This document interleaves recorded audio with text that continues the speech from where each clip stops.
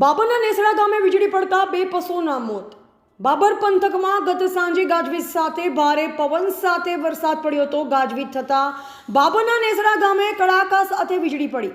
નેસડા ગામની સીમમાં અમથાજી ઠાકોરના ખેતરમાં પડી વીજળી। ખેતરમાં ઝાડ નીચે બાંધેલ ગાય અને ભેંસ પર પડી વીજળી પડતા બે પશુઓના નિપજ્યા મોત। પશુઓના મોત થતાં ખેડૂતોને નુકસાન થવા પામ્યું। વેટરનરી ડોક્ટર અને તલાટી દ્વારા પંચનામું કરાયું। મોટી સંખ્યામાં લોકો સગા સંબંધીઓ ઘટના સ્થળે દોડી આવેલ સહાય માટે તંત્રને કરી માંગ। અહેવાલ કાંતુભા રાઠોડ, ભાભર।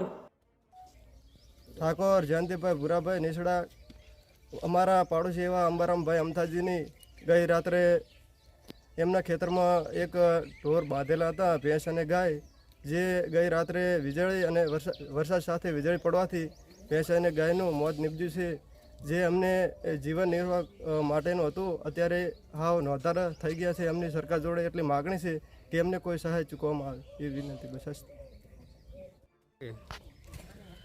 ગઈ રાત્રે 9 વાગ્યાના સુમારે જ્યારે વાવાઝોડું ને વરસાદ અહીંયા બહુ તોફાન હતું, તો ઠાકોર અમથાજી દેસડાજીને ત્યાં બે પશુઓ મૃત્યુ પામેલ છે। એમના ઝાડ નીચે પશુઓ ઊભા હતા, એક ગાય અને એક ભેંસ।